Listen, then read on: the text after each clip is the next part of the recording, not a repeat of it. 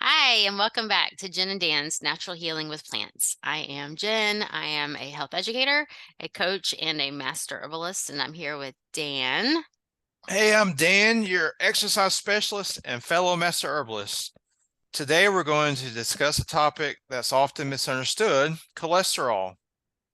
We'll talk about when we should be concerned about cholesterol, its role in the body, and how a whole food plant-based diet, along with certain herbs and lifestyle changes, can help manage cholesterol levels. Yes, yeah. So cholesterol is definitely one of those. I don't remember how many people are on cholesterol meds. I'm sure you know some stats there, and we'll share those with us. But we need to make sure that we do have some cholesterol. Cholesterol is definitely needed for so many things. We need it. Number one, it is needed for our sex hormones. It's also needed for our cell membranes. It's needed for vitamin D. It just holds that cell structure and helps our cells communicate a little bit better. So we want to make sure that we do have cholesterol. We have to have it for those, but we do get concerned if we don't have enough. That can mess up with the hormones, or we have too much, which is usually due to either poor diet or inflammation. And so that can be pretty scary, when it starts raising, because you can be eating a healthy diet and still have high cholesterol. And it could be related to genetics, but remember, genetics doesn't mean always. Or it could be due to inflammation going on in the body. And so I do want to touch on the genetics for just a second. First, medical disclaimer. Remember, we are not doctors. We do not diagnose. We do not prescribe. We are not telling you what to do. We are just teachers educating. We want you to do your own due diligence and study the material to see how it sits with you. So with genetics, so something that doctors should test every time they test your blood for cholesterol is your LP little a. At least have it done once. So LP little a can tell you if you have genetic tendencies for high cholesterol, and it can also tell you more about the type of cholesterol. So most of you have heard HDL. We want high. That's high density lipoprotein, and then there's LDL, which is low density lipoprotein. And so low, we want the L, we want low. That is the quote unquote bad cholesterol. The H we want high. That's the high, good cholesterol. And so those usually LDL is higher than the HDL, but when you're looking at those ranges, that's what you want.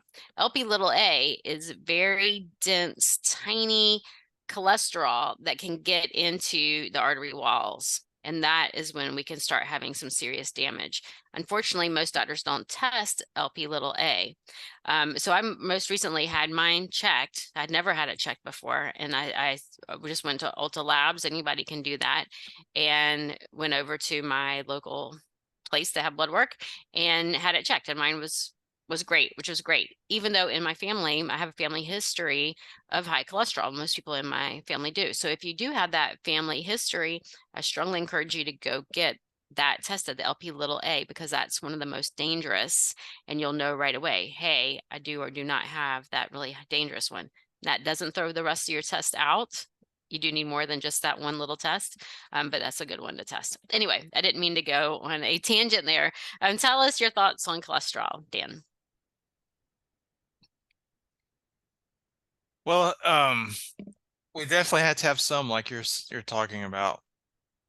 But then if we get too much, because heart disease is still the number one killer in America. It's probably the number one killer in other countries as well. But a lot of people, especially in the bodybuilding community, they tell you that you have to eat foods with cholesterol in order to produce testosterone. This is not true. This will this will get you in trouble eventually because if you eat a lot of cholesterol, your cholesterol will go too high. Your body actually makes all the cholesterol that you need. You don't have to eat it. I mean, Yes, don't eat it from your yeah, food. yeah, we eat zero. Me and Jennifer, we don't have any, we eat zero cholesterol in our diet Yeah, because the body makes everything that you need. Okay. right.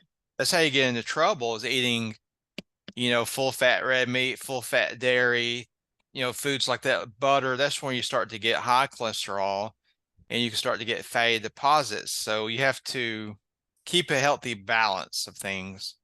Yes. Yeah, so for me, so I haven't eaten any cholesterol, any foods with cholesterol in 7 or 8 years now. But my cholesterol still hovers around 200, which is usually where they start getting concerned. My HDL is very high.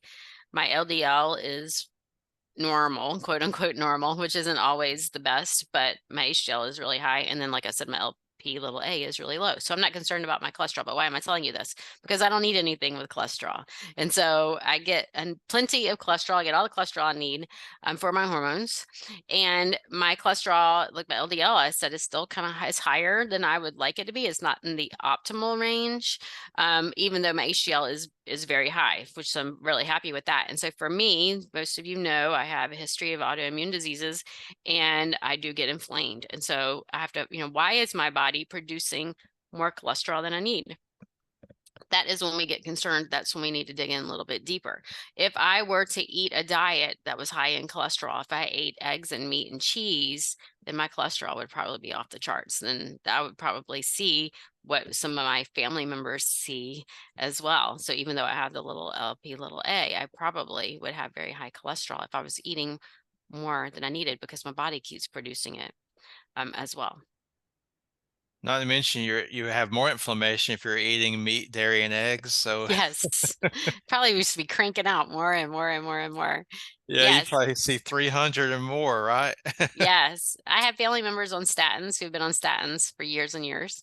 And I don't know if you've read the fine print, but I have heard, I haven't read the fine print myself, but I've heard that statins are really only supposed to be used for short periods of time, not for long term use. And I have family members who've been on statins for years. And I just want to know your thoughts on that.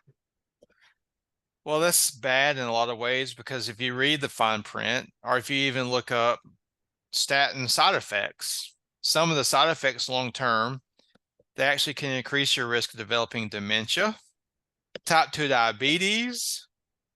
They can cause muscle weakness and pain. Mhm. Um, and this, I think I saw another article. Some of them can even help um, increase your odds of developing certain cancers. And none of these things are good. And a lot of these drugs, including the cholesterol drugs, they're supposed to be used to get you out of trouble. And then you should use lifestyle measures to take care of yourself. But most medical doctors don't ever talk to you about those things. Look, a lot of them are very busy. So they'll put you on a drug and just leave you on it. Yeah, And so the longer yeah, you're on a drug, your odds of getting side effects go up because it's a toxin. All drugs are toxic. right, And right. cholesterol is is easy to control, even in your case, through diet and exercise. I mean, you're healthy. I Hmm. remember Dr. Esselstyn said, even if you're on a plant-based diet and your cholesterol is a little too high, you're still healthier than most people that are eating the standard diet. You're going to be okay, So Right, right, yeah, right, right. just those drugs are, yeah, they don't really do much. They don't really protect you from anything. They don't. No, So no. Yeah, so for me, the first thing, there a lot of lifestyle changes can be effective. But the first thing is changing the diet, eliminating cholesterol foods that have contain cholesterol.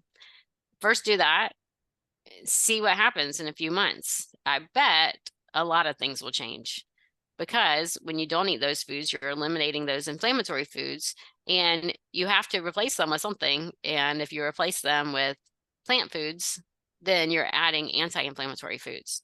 So that's cooling the inflammation. So you've eliminated the source of inflammation and adding anti-inflammatories. And so that is a fantastic first step to improving it. So that's what we both strongly recommend, a whole food plant-based diet, especially for anyone with any kind of heart condition, especially with high cholesterol. A whole food plant-based diet is really a must. yeah, for a lot of people, their cholesterol will go way low, which is Hmm. probably 150 or lower for some people. Right, right. And HDL will go up, Oh yeah. especially with the added fibers. When you eat those plants, you're adding fibers, you're adding antioxidants. And then there's a lot of healthy fats. So you're replacing those harmful inflammatory fats if you go whole food plant-based. Now, if you just eliminate those animal products and swap them for snack foods and processed foods and foods in bags and boxes and cans, then you're not going to be helping yourself as much. You need to be replacing it with produce and whole grains and pulses, beans and legumes. Some other things you can do is add some daily exercise. Exercise is the magic elixir, in my opinion. Walking, cycling, swimming, and I do recommend a little bit of strength training. Both of these combined, cardiovascular exercise combined with strength training, they help you lower your cholesterol and lower your blood pressure. And then there are some herbs we can start to use to even help us along. Garlic is a good one.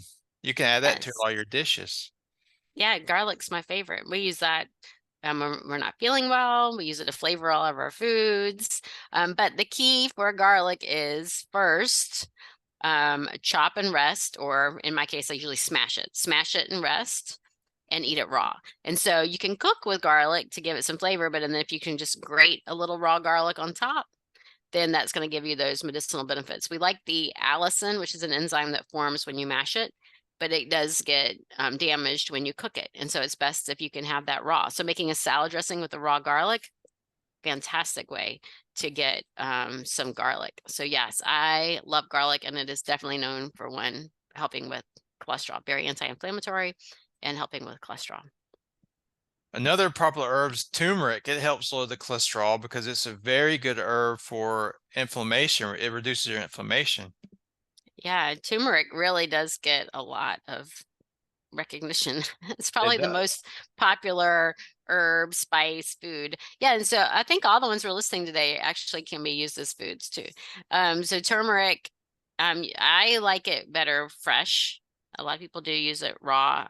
I mean, use it dried. Some people use capsules. Sometimes it's easier to find. It's hard to find fresh turmeric. And I like to grate it over my dishes. If you've never seen it fresh, it looks a lot like ginger, except it's just long pieces. It's longer thin pieces, um, probably only like a couple inches, but it has the texture of a garlic, but it has that beautiful orange color, which contains curcumin, and so very anti-inflammatory. It's wonderful for cholesterol.